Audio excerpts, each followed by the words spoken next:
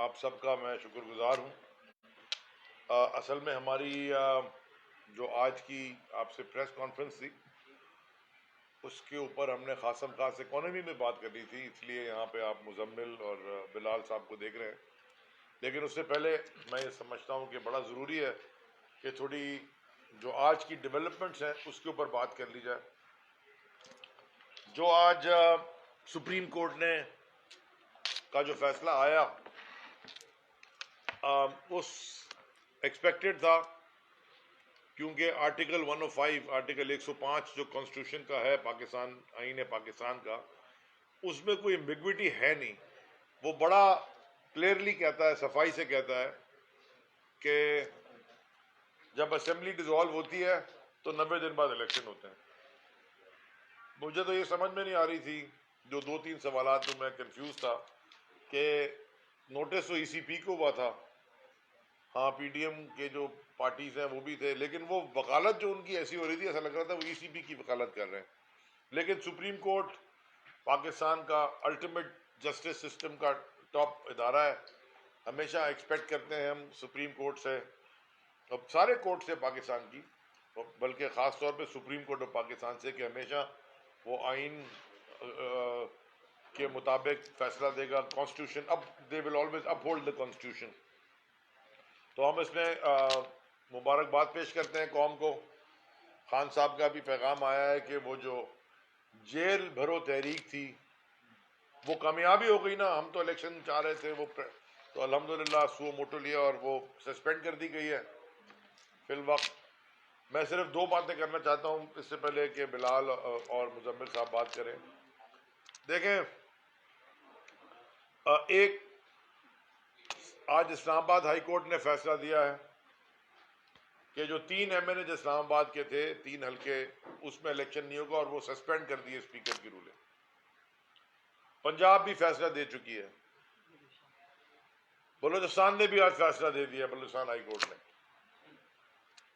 کے پی کے بھی دے چکی ہے، اور وہ کل وہ ان کو ٹائم دیا تھا لیکن اس وقت تک سسپینڈ کیا تھا، کل ان کا بھی فیصلہ آ جائے گا. ہمارے وکلا سندھ ہائی کورٹ گئے تھے اور مجھے اس بات کی سمجھ میں نہیں آئی کہ یہ سندھ ہائی کورٹ یہ بھی پاکستان کے اسی قانون میں چلتا ہے جیسے بلوچستان اور خیبر پختونخوا اور پنجاب اور اسلام آباد. تو سندھ ہائی کورٹ میں جو آنریبل چیف جسٹس صاحب ہیں سندھ ہائی کورٹ کے، انہوں نے بیسیکلی ہماری پریئر کو سنا ہی نہیں، اور انہوں نے ڈیٹ لگا دی، اگلی ڈیٹ، مطلب یہ بھی آپ ذرا سمجھیں، 21 مارچ کی. اب 16 مارچ کو الیکشن ہے، وہ کہہ رہے ہیں میں 21 مارچ کو سنوں گا. تو مجھے اس کی سمجھ نہیں آئی. ہم نے دوبارہ ارجنسی کی اپلیکیشن کل لگائی ہے، کل انشاءاللہ دوبارہ ہمارے وکلا پیش ہوں گے. اور جو اس میں ایمبیگوٹی ہے، دیکھیں ہم نے 11 اپریل کو جو استعفے دیے تھے پاکستان کی نیشنل اسمبلی سے، وہ ایک اس کے اوپر ہمارا تھا کہ یہ جو انلیجٹمیٹ رجیم چینج والی حکومت آئی ہے، یہ ہم فورس کرنا چاہتے تھے الیکشن. اور اگر انہوں نے 10 مہینے 11 مہینے استعفے نہیں ایکسیپٹ کیے، اپریل سے بیٹھے رہے لے کے، اور پھر ایکسیپٹ کر رہے ہیں 17 جنوری کو اور لکھ رہے ہیں کہ ہم نے 11 اپریل کو ایکسیپٹ کر لیا آپ کے استعفے، تو یہ اسپیکر جو ایکسیپٹ کر رہا ہے تو خود اسپیکر بنا ہے 16 جنوری کو. تو جب موصوف 16 جنوری کو اسپیکر بنے تو 11 جنوری کو کیسے ایکسیپٹ کر لیے؟ 16 اپریل کو اگر بنے، سوری تھینک یو، اگر 16 اپریل کو اگر وہ خود اسپیکر بنے تو وہ کہہ رہے ہیں میں نے 11 اپریل والے استعفے ایکسیپٹ کر لیے اگلے سال کی 17 جنوری کو اور پچھلے سال کی ڈیٹ سے. یعنی کہ جگ سو پزل بھی بچے بناتے ہیں، وہ بھی ذرا آرام سے سمجھ جاتے ہیں. تو وہ سارا سمجھ آ گیا. لیکن یہ اب سندھ ہائی کورٹ میں دیکھیے کل کیا ہوتا ہے. اور آخری بات، جو ٹریٹمنٹ ہماری لیڈرشپ کے ساتھ ہو رہا ہے، شاہ محمود قریشی صاحب کے ساتھ وائس چیئرمین تحریک انصاف، اسد عمر صاحب کے ساتھ سیکرٹری جنرل پاکستان تحریک انصاف، عمر چیمہ صاحب کے ساتھ ex governor ex interior minister Punjab, senator Waleed Iqbal صاحب کے ساتھ، زلفی بخاری صاحب کے ساتھ، اور باقی جو دیگر ہمارے لیڈران ہیں، جو پہلے اعظم سواتی صاحب کے ساتھ ہوا اور گل صاحب کے ساتھ ہوا، اور جو ٹریٹمنٹ ہوا، دیکھیں جو جیل سے ڈرتا ہے وہ خود جیل میں جانے کو پیش نہیں کرتا، لیکن دیر آر سم کوئی بیسک جیل میں رکھنے کے بھی قوانین ہیں. آپ کو یہ پتا ہوگا کہ اسلام سے پہلے جنگوں کے بھی کوئی قانون نہیں تھے. یہ جو جنگی قانون آئے ہیں یہ اسلام نے انٹروڈیوس کرائے ہیں کہ کس طرح آپ قیدی کو، اگر وار میں، جنگ میں جب آپ قیدی پکڑتے ہیں اس کی ٹریٹمنٹ کیسی ہے. آپ کو یاد ہے جنگ بدر میں جب قیدی جب پکڑے گئے تھے تو کیا کیا تھا رسالت محمد صلی اللہ علیہ وآلہ وسلم نے؟ جو پڑھا سکتا ہے، جو پڑھا سکتا ہے ہمارے بچوں کو، ہمارے لوگوں کو، اس کو وہ پڑھانے میں لگا دیا، معاف کر دیا. دیکھیں یہ لاز پہلے نہیں تھے، یہ پچھلی رومن امپائر میں اور جو پہلے بائزنٹین، ان کے پاس کوئی جنگ کے لاز نہیں تھے. یہ لاز اسلام نے لا کے دیے جنگ کے، کہ جنگ جہاد اللہ کے لیے ہوتا ہے. وہ مولا علی کے اوپر ایک آدمی نے تھوک دیا، انہوں نے تلوار میان میں رکھ لی. جب بعد میں پوچھا کہ انہوں نے کہا یہ جنگ میں اللہ کی راہ میں لڑا تھا، جب اس نے میرے منہ پہ تھوکا مجھے غصہ آ گیا، وہ ذاتی لڑائی ہو گئی، اس لیے میں قتل نہیں کر سکتا تھا. یہ جہاد کا ایسا نہیں ہے. یہ بڑے قانون اور بڑی سوچ تھی. اس کے بعد یہ لاز ڈیولپ ہوئے ہیں. اور جو پاکستان میں قیدیوں کے ساتھ، میں تو اب سیاسی قیدیوں کی بات کر رہا ہوں، کرمنلز تو ہیں وہ تو ہیں، جو سیاسی قیدیوں کے ساتھ ہو رہا ہے، پولیٹیکل جو وکٹمائزیشن کی جا رہی ہے، اس کا کوئی دنیا میں اب کہیں نہیں ہوتا. یہ وہ ویسٹ ہم سے سیکھ کے چلا گیا اسلام سے. یہ اب دنیا میں کہیں باہر کسی ملک میں نہیں کر سکتے. ویسٹرن کنٹری میں جو آپ یہاں کر رہے ہیں، کپڑے نہیں بدلنے دے رہے، کھانا نہیں دے رہے، ملنے نہیں دے رہے، یہ کچھ جیل کے قوانین ہیں، جیل میں رکھنے کے بھی. اور یہ انہوں نے خود اریسٹ دی تھی اپنے موقف کو آگے کرنے کے لیے. تو میری آپ سے یہ جو رجیم چینج والے ڈاکو بیٹھے ہوئے ہیں، خاص طور پہ رانا ثناء اللہ، میں ان کو کہنا چاہتا ہوں کہ دنیا گول ہے. یہ رانا ثناء اللہ وہ آدمی ہے جس نے لائیو ٹی وی شو میں بیٹھ کے، مزمل صاحب آپ کو میں یاد دلانا چاہوں، لائیو ٹی وی شو میں بیٹھ کے کہتا ہے علی زیدی تمہاری گاڑی سے ایک دن ہیروئن نکل جائے گی. لائیو ٹی وی شو ندیم ملک کے شو میں لائیو مجھے کہا، گوگل کر لیں آپ، میں نے کہا یہ دھمکی دے رہے ہیں آپ. میں اس میں وزیر تھا، اسی کے اوپر میں چارج کر کے اس کو بند کر سکتا تھا، لیکن ہم نے یہ والا کام کیا نہیں کبھی. یہ وزیر نہیں تھا، وہ آج وزیر بن گیا. اور جو یہ ظلم کر رہا ہے، یہ دنیا میں تو اس کا حساب ہوگا، انشاءاللہ آخرت میں بھی ہوگا. تو میری دوبارہ گزارش ہے سارے لا انفورسمنٹ ایجنسیز سے، قانون نافذ کرنے والے لوگوں سے، جو وردی پہنا ہے، وردی کے پیچھے انسان ہے، انسان کا دل اور دماغ ہے. آپ قائد اعظم، آخری بات، محمد علی جناح صاحب، قائد اعظم محمد علی صاحب کا بڑا کلیئر سٹیٹمنٹ تھا کہ تم سول بیوروکریسی کے لیے کہ تم قانون فالو کرو. اگر کوئی حکومت بھی تمہیں اگر قانون توڑنے کا کہتی ہے، تم پاکستان کا قانون اور آئین فالو کرو. اسلام تک یہ کہتا ہے کہ اگر آپ کے والدین آپ کو اسلام کے خلاف کریں تو آپ ان کی نافرمانی کر سکتے ہو، اس ایشو میں کہ وہ آپ کو اسلام کے خلاف لے کے جائیں. اگر کوئی غلط کام کرنے آپ کو کہیں تو یہ قانون کے تحت چلتے ہیں ساری ممالک. تو جو آپ نے تماشا لگایا ہوا ہے، یعنی کہ کیسز ہمارے پہ، وہ 380 کے کیسز تو میرے میں، آپ پہ بھی شاید 2 ہیں. ابھی آپ میرے برابر نہیں پہنچے، ایک آپ کو اور چاہیے ہوگا. آپ پہ تو نہیں ہے؟ تو انشاءاللہ آپ سندھ میں رہیں گے تو بنا دیں گے، فکر نہ کریں. تو یہ کوئی تماشا لگایا ہوا ہے. تو اس طرح حکومتیں نہیں چلتی، اس طرح ملک نہیں چلتے، اس طرح نیشنز نہیں چلتے. لاسٹ لائن عمران خان کے اوپر، جس طرح کل دنیا نکلی ہے عمران خان صاحب کے ساتھ، کل بھی اور لاہور میں بھی، پاکستان کی تاریخ میں کوئی ایسا لیڈر کسی نے نہیں دیکھا. قوم کہاں کھڑی ہے، عوام کہاں کھڑی ہے. اور راجن پور کے الیکشن میں بھی پتہ چل گیا اور کورٹ کی تاریخوں میں بھی پتہ چل گیا. عمران خان کے اوپر، تحریک انصاف کی لیڈرشپ کے اوپر، ان کو اریسٹ کر کے، ان کو ڈرا دھمکا کے، ان کے اوپر جھوٹے مقدمے بنا کے پاکستان کی معیشت کا حل نہیں نکلے گا، یہ ڈوبتی جائے گی. اور میں درخواست کروں گا پہلے مزمل بھائی سے اور اس کے بعد بلال غفار سے کہ معیشت کو ذرا بات کریں. بسم اللہ الرحمن الرحیم. ایک نام علی بھائی بھول گئے تھے، میں لے لوں. جنرل حمزہ شعیب صاحب، بہت ضروری ہے جی، ان کے ساتھ بھی جو ہے اس وقت جو ہو رہا ہے اس کی بھی ہم جو ہے پی ٹی آئی کے پلیٹ فارم سے جو ہے مذمت کرتے ہیں، اور ان کو انصاف دینا چاہیے فوری طور پہ. معیشت پہ آتے ہیں. پاکستان کی معیشت جو ہے 75 سال میں جو اس وقت کھڑی ہے معیشت پاکستان میں، اس طرح کی معیشت 75 سالوں میں نہیں دیکھی گئی. کل جو ہے ریٹنگ ایجنسی موڈیز نے پاکستان کی اس حکومت کے ہوتے ہوئے دوسری دفعہ ایک سال میں ریٹنگ گرائی اور وہ CAA3 کر دی، جو 30 سال کی بدترین ہے. یہ 30 سال کی بدترین نہیں ہے، یہ 75 سال کی بدترین ہے، کیونکہ 30 سال سے پہلے ریٹنگ ہوتی ہی نہیں تھی. اب یہ CAA3 جو ریٹنگ کل دی گئی ہے، یہ ہے کیا؟ یہ اس میں انہوں نے بولا ہے کہ the default is imminent، جو CAA3 ہے، اور there is a very low chances to recover.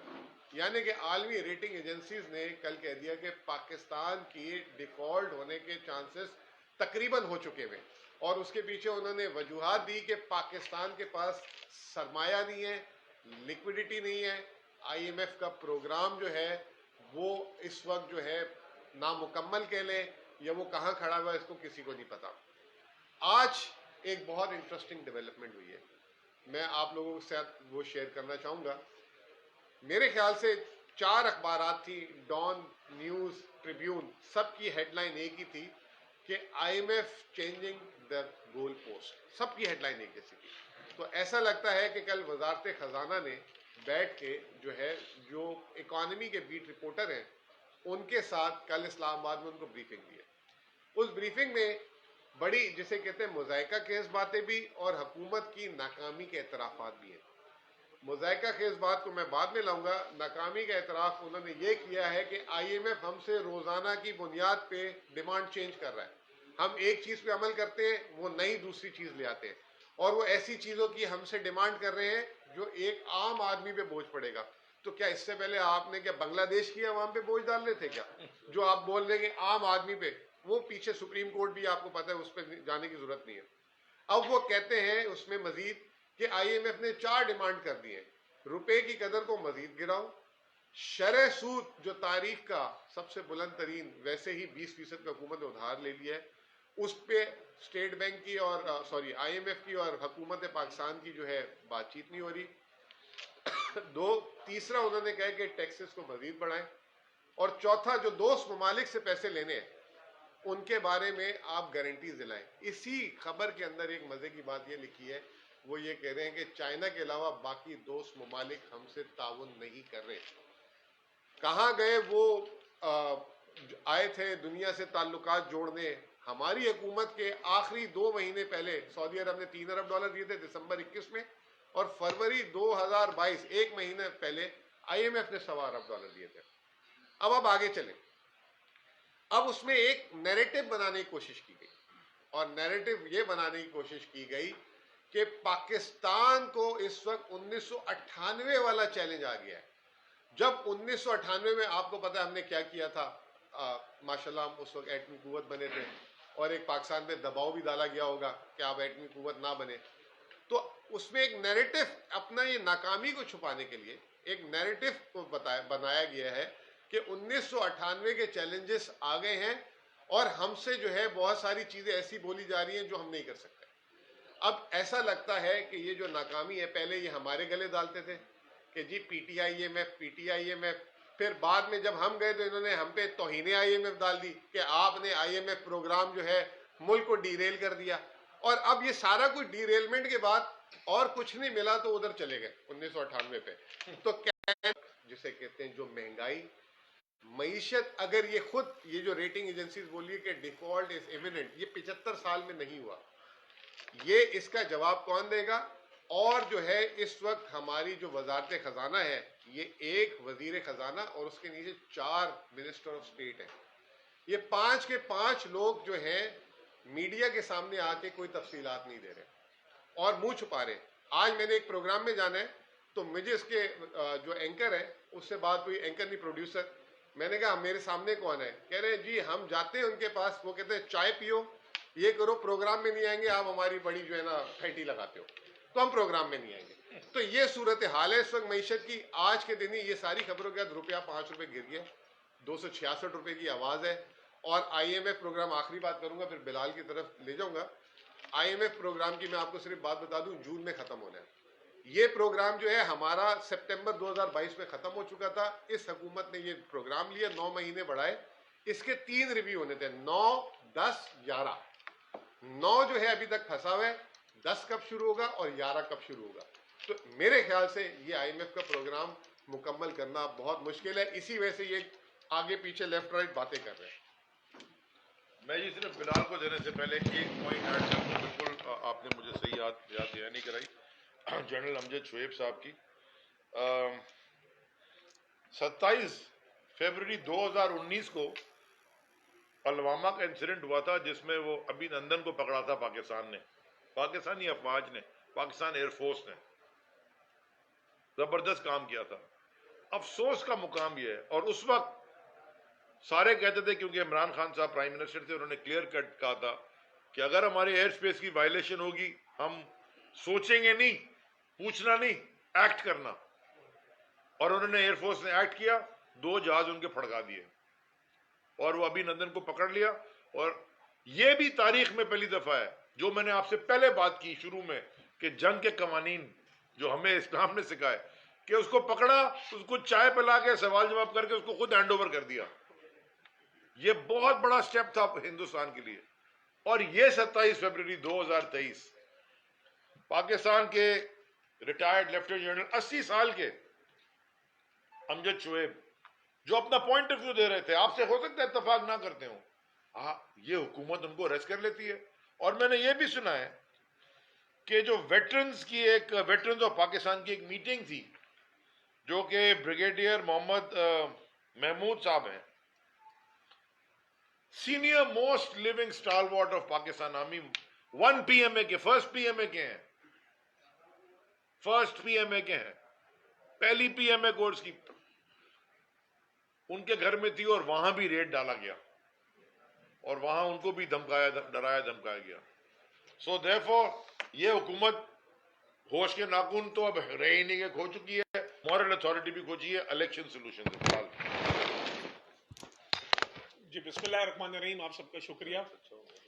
Muzammil نے آپ کو کافی تفصیلات دی, پورے ڈیٹیل میں آپ کو اکنامی کی صورتحال بتائی کہ آج ہماری اکنامی کہاں کھڑی ہے.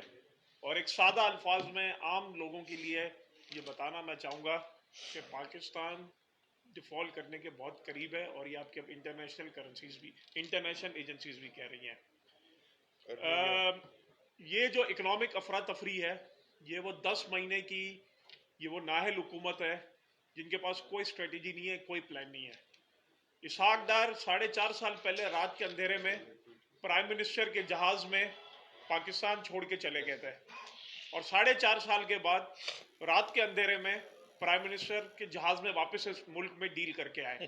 اور جیسے ہی وہ اس ملک میں آتے ہیں کہتے ہیں اب سب میں آ گیا ہوں, سب صحیح ہو جائے گا, اور ابھی میرا آتے ہی 20 روپے ڈالر نیچے آ گیا ہے.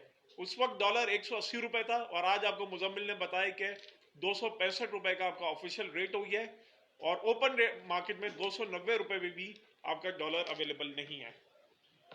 پی ڈی ایم, MQM اور ان کی جتنی جماعتیں تھیں وہ یہ کہتی تھیں کہ عمران خان کی حکومت کو جانا چاہیے کیونکہ اس ملک میں مہنگائی بہت ہے. تو میں آپ لوگوں کو بتاتا چلوں کہ اس وقت مہنگائی جو CPI کا جو انفلیشن تھا وہ 12% تھا, اور آج پاکستان میں مہنگائی 30% تک پہنچ گئی ہے. اور پچھلے دنوں جو آپ کی سینسیٹیو پرائس انڈیکس کا جو نمبر آیا تھا وہ 41% آیا تھا, پاکستان کی ہسٹری کا سب سے بڑا نمبر. اب اسحاق ڈار نے پچھلے دنوں کہتے تھے کہ مجھے IMF کو ڈیل کرنا آتا ہے, مجھے بڑا پتا ہے کہ IMF کو میں ڈیل کر لوں گا, اور آج ہم IMF کو کنونس کر رہے ہیں کہ خدا کے لیے ہمیں 1 ارب ڈالر دے دو, جو کنڈیشنز کروانی ہم سے کروا لو, لیکن IMF جو ہے وہ اس حکومت کو پیسے دینے کے لیے تیار نہیں ہے. IMF کے کہنے پہ ہم نے منی بجٹ دیا, ہم نے IMF کے کہنے پہ جنرل سیلز ٹیکس لگایا, ہم نے IMF کے کہنے پہ بجلی مہنگی کی, اور کنڈیشنز اور زیادہ مشکلات ہمارے لیے IMF پیدا کر رہی ہے, جس سے ہوگا کیا, آپ کے ملک میں مزید مہنگائی ہوگی, آپ کے ملک میں مزید بے روزگاری ہوگی, آپ کے ملک میں جو انویسٹر کانفیڈنس تھا وہ ختم ہو گیا ہے, بزنس کانفیڈنس ختم ہو گیا ہے. جو ایکسپینشن ہو رہا تھا, جو لارج سکیل مینوفیکچرنگ ہمارے دور میں 11% 7 مہینے میں, یہ میرا ڈیٹا نہیں, اسٹیٹ بینک کا ڈیٹا ہے, اور PDM کی حکومت نے یہ اعتراف کیا کہ ہم 6% کی GDP گروتھ چھوڑ کے گئے تھے, 4.5% کی ہم ایگریکلچر گروتھ چھوڑ کے گئے تھے, 11% لارج اسکیل مینوفیکچرنگ ہم چھوڑ کے گئے, آج 3.68% نیگیٹو گروتھ ہے لارج اسکیل مینوفیکچرنگ کا, جس کا مطلب ہے آپ کے کارخانے بند ہو رہے ہیں. جب کارخانے بند ہوتے ہیں تو بے روزگاری بڑھ رہی ہے. آپ کا ٹیکسٹائل کا ایکسپورٹ جو ہم $2 بلین کا چھوڑ کے گئے تھے ماہانہ, وہ ٹیکسٹائل کا ایکسپورٹ کم ہو گیا ہے. ریکارڈ ایکسپورٹ $32 ارب کا ہم چھوڑ کے گئے تھے, ابھی ایکسپورٹس کم ہو رہی ہیں, ریمیٹنس کم ہو رہی ہیں, اسٹیل کے کارخانے بند ہو رہے ہیں, گاڑیوں کی سیل آدھی ہو گئی ہے, موٹر سائیکلز کی سیل آدھی ہو گئی ہے, کنسٹرکشن انڈسٹری جس کو ہم نے پیکج دے کے ایک زبردست ہم نے اس کا ریویمپ کیا تھا, کنسٹرکشن انڈسٹری تباہ ہو گئی ہے. اس سب کا کیا ہو رہا ہے کہ غریب آدمی پس رہا ہے. غریب آدمی کے پاس 2 وقت کی روٹی کھانے کے پیسے نہیں ہیں. اتنی مہنگائی ہو گئی ہے, پاکستان کی ہسٹری میں اتنی مہنگائی کبھی نہیں ہوئی.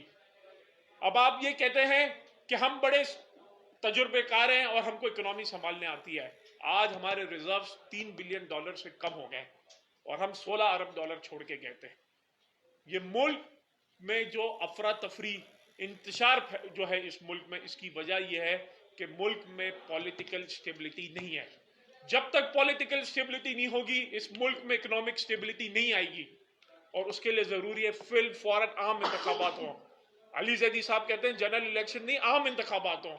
تو عام انتخابات ہوں تاکہ اس ملک میں جو پولیٹیکل سٹیبلٹی ہے وہ پولیٹیکل سٹیبلٹی آئے.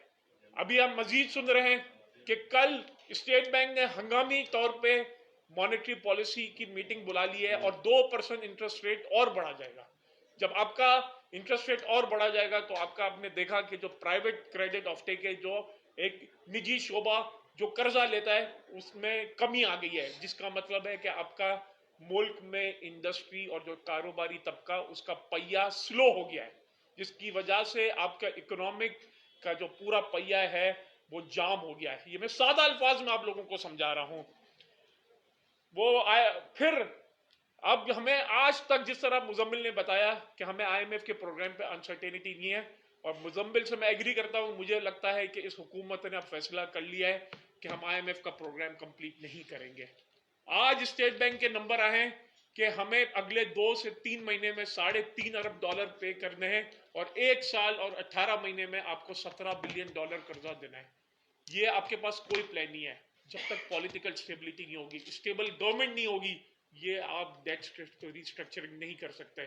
جو آپ کے دوست ممالک ہیں جو آپ کو پیسہ دیتے ہیں وہ آپ سے پلان مانگتے ہیں, ان کو تو بھروسہ ہی نہیں ہے یہاں کی لیڈرشپ پہ, کیونکہ ان کو پتا ہے کہ یہ چور ہیں سارے, اور انہوں نے 10 مہینے میں کام کیا ہے, صرف اپنے کیسز معاف کرا لیے. انہوں نے 10 مہینے میں انہوں نے اوورسیز پاکستان کا ووٹ ختم کرا دیا, اپنے سارے انہوں نے اپنے جو ذاتی مفادات کے سارے کام کرا لیا ہے. ان کو عام آدمی سے کوئی سروکار نہیں ہے. آج موڈیز نے کل ہماری کریڈٹ ریٹنگ کم کر دی ہے, 44% کا ڈی ویلیویشن ہوا ہے جب سے یہ لوگ آئے, 48% ہو گیا. یہ پاکستان کی تاریخ کا سب سے بڑا ڈی ویلیویشن, اس سے پہلے کبھی نہیں ہوا. آپ کے 11 مہینے میں کل کی رپورٹ آئی ہے کہ گاڑیوں کے جو اسمبلرز ہیں انہوں نے اپنے پلانٹس جو ہیں وہ بند کر دیے, جس سے 2.5 سے 3 لاکھ جو مزدور طبقہ ہے وہ اپنی جاب سے وہ فارغ ہو جائے گا. ریفائنریز بند ہو رہی ہیں. آئل ایڈوائزری کاؤنسل نے لیٹر لکھ دیا ہے کہ ہمیں پیسے دیے جائے تاکہ ہم تیل منگائے جائے. تیل لینے کے آپ کے پاس پیسے نہیں ہے. جو ہماری حکومت نے موبائل فونز کی مینوفیکچرنگ شروع کی تھی, وہ لیٹر آف کریڈٹ نہیں کھول سکے رہے را مٹیریل منگوانے کے لیے. 40 فارماسیوٹیکل کمپنیوں نے کہہ دیا کہ ہم بند کر رہے ہیں ہمارے کارخانے کیونکہ ہمارے پاس را مٹیریل اویلیبل نہیں ہے. تو یہ ابھی بھی میں کہتا ہوں کہ یہ جو گراس مس کیلکولیشن ہو گئی رجیم چینج کر کے, اس غلطی کو سدھارا جائے اور اس ملک کے لیے سوچیں, اور فی الفوراً عام انتخابات اس ملک میں کرائے جائیں تاکہ اکنامک سٹیبلٹی آئے اور ایک عام آدمی کو ریلیف دیا جا سکے. علی صاحب, سوال یہ ہے کہ دیش بھر ہوتا ہے پنجاب اور کے پی کے الیکشن کے لیے تھا, یا ملک میں جنرل یا عام انتخابات جو آپ کروا رہے ہیں اس کے لیے تھا؟ عام انتخابات تو نہیں ہو رہے ہیں, جیل بھر و تحریک تو گلے میں پڑ گیا تھا, مجھے لگ رہا ہے آپ کو جان چھڑا لیں. دیکھیں, خیبر پختونخوا اور پنجاب میں اسمبلیز ڈیزالو ہوئی تھیں, اسی لیے جیل بھرو تحریک کا آخری سٹیج سندھ کا تھا, جو ابھی 6 اور 7 تاریخ کو ہوا تھا، 6 تاریخ کراچی اور 7 تاریخ حیدرآباد. اور سینیٹر اعجاز چودھری صاحب اس وقت کراچی میں ہی ہیں، کل وہ حیدرآباد میں تھے، آج ان کی ہم سب سے اسی کے اوپر میٹنگ تھی دوپہر میں.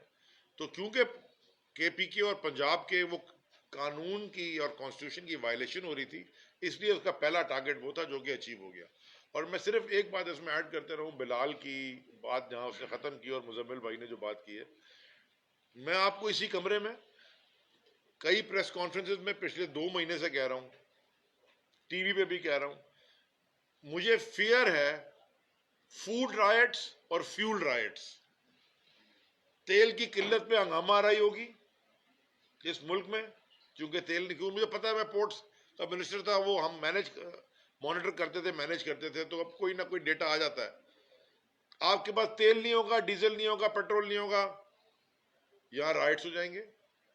اور جو حالات ہیں مہنگائی کے، وہ آپ جب پاکستان میں کبھی کوئی بھوکا نہیں مرا، جتنی بھی مہنگائی ہو گئی، یہاں بڑے لوگ ہیں پاکستان میں ماشاءاللہ. یہ ملک حکومت نے شاید نہیں چلایا، پاکستان دنیا کی ٹاپ چیریٹیز دینے والا ملک ہے. پاکستان کے اندر بڑے دل والے لوگ رہتے ہیں. اگر حکومتیں کام ٹھیک کرتی تو ٹیکس بھی بڑھ جاتی، جیسے ہماری حکومت میں ریکارڈ ہم پہنچ گئے تھے بغیر یہ سب تماشے کیے، 6.2 ٹریلین ہم نے پہنچ گئے تھے، آلموسٹ ریکارڈ تھا. جو پریڈکٹڈ تھا یعنی ٹارگیٹڈ تھا اس سے اوپر تھا. وہ اس لیے تھا کہ لوگ بھروسہ کرتے تھے حکومت پہ، کریڈیبلٹی پہ. اس لیے عمران خان ٹی وی کے اوپر بیٹھتے ہیں اور کہتے ہیں جی فلڈ کے لیے پیسے دے دو، اربوں روپے پوری دنیا سے لوگ دے دیتے ہیں. سو میرا کہنے کا مقصد ہے کریڈیبلٹی ہوتی ہے، جو پولیٹیکل سٹیبلٹی کے مطلب ہوتا ہے، حکومت میں کریڈیبلٹی ہوتی ہے، اور پولیٹیکل سٹیبلٹی کے ساتھ اکنامک سٹیبلٹی ٹوٹل جوائنٹ ہے، وہ ساتھ ساتھ آتی ہے. فوڈ رائٹس ہونے جا رہے لگے، خدا نہ خواستہ لوگ یہاں روٹی کے لیے ایک دوسرے کو ماریں گے. میں ہاتھ جوڑ کے کہہ رہا ہوں پاکستان کو کہ ادھر نہ پش کریں.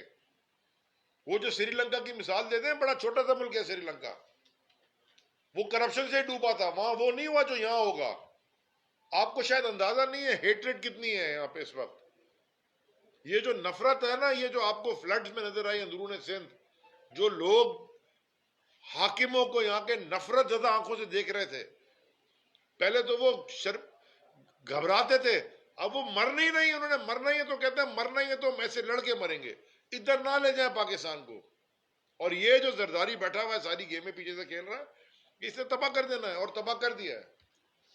اچھا علی بھائی، کل جس طرح جو ہے عمران خان صاحب عدالت میں پیش ہوئے اور عدالت کے احاطے میں جو کچھ ہوا ہے اس کو آپ کس طرح دیکھتے ہیں؟ اور اس کے اوپر جو ابھی سچین احمد نے کہا کہ یہ ایک مافیا، سیسلنگ مافیا کا ایک انداز ہے جس طرح کل عمران خان پیش ہوئے ہیں، ہم اس سے اگر ہم چاہیں تو ہم اس سے زیادہ لوگ بھی لے جا سکتے ہیں، ہماری تربیت ایسی نہیں. اس پر آپ کیا کہیں گے؟